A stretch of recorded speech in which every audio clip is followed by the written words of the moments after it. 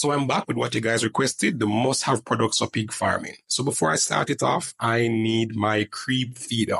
For my young pigs, I want to can clean it, keep them healthy. Then I want to consider that I don't want a competition for feed. I want uniformity in growth. So I'm definitely looking at a proper feed pan. You guys can build your own, but this one I believe is excellent. Good control.